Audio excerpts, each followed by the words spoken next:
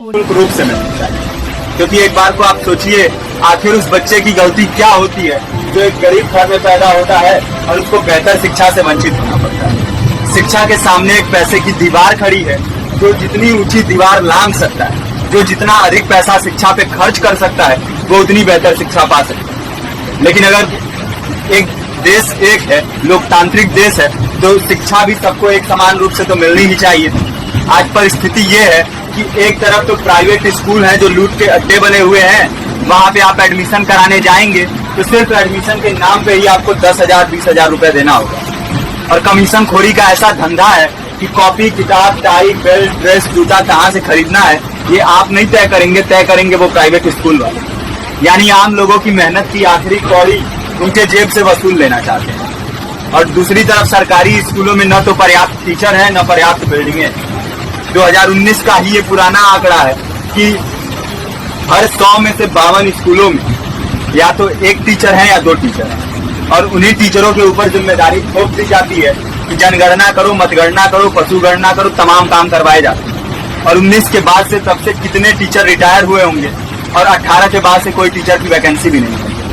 आप खुद भी सोच सकते हैं ये परिस्थिति और कितनी बिगड़ी है। इसीलिए हम लोग ये मांग उठा रहे हैं, चाहे कोई राष्ट्रपति का बच्चा हो या किसी मजदूर का, सबको शिक्षा एक समान मिलनी चाहिए और निःशुल्क रूप से मिलनी चाहिए। प्रेमचंद ने अपने दौर में भी कहा था कि एक सभ्य समाज में ऊंची से ऊंची तालीम मुफ्त होनी चाहिए और इसका पूरा खर्च गवर्नमेंट को उठाना चाहिए, क्योंकि हमारे देश को फौज से ज्यादा आवश्यकता तालीम की है। और शिक्षा से जुड़ता हुआ ही दूसरा मुद्दा हम लोग उठा रहे हैं। दूसरा मुद्दा है रोजगार का।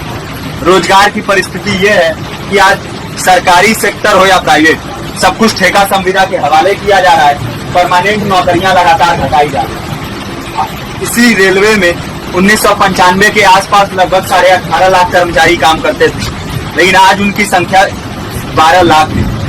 आप खुद भी सोच सकते हैं कितने बड़े पैमाने पे परमानेंट पदों को घटाया जा रहा है। और आज आलम ये है, एक तरफ लाखों पद खाली पड़े हैं, फिर भी कोई वैकेंसी नहीं निकलती।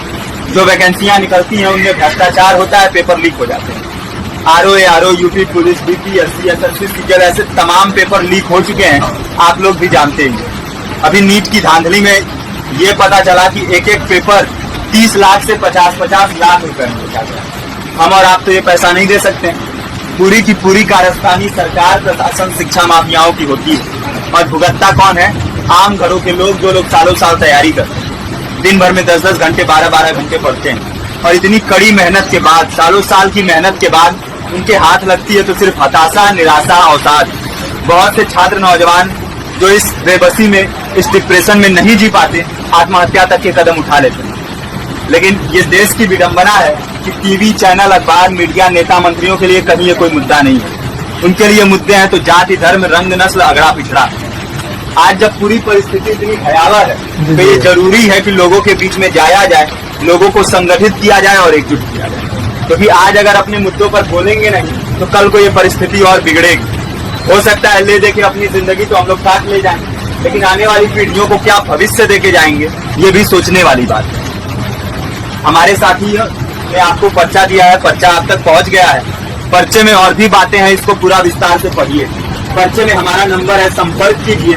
फेसबुक का, इंस्टाग्राम का लिंक है, आप वहाँ पे जाएंगे तो आपको पता भी चलते रहेगा कि लगातार किन माध्यमों से हम इस अभियान को चला रहे हैं। नुक्कड़ नाटक, संगीत, शिक्षा सहायता मंडल, लाइब्रेरी, तमाम माध्यमों से इस अभियान को चला रहे हैं और कोशिश कर रहे हैं कि बड़े से बड़े पैमाने पर हर जगह पे लोगों को संगठित किया जाए और एकजुट किया जाए। आपके बीच भी आए हैं, आपका साथ और सहयोग है। साथ इस रूप में कि आप भी हमारे इस कारवां और इस मुहिम से जुड़िए।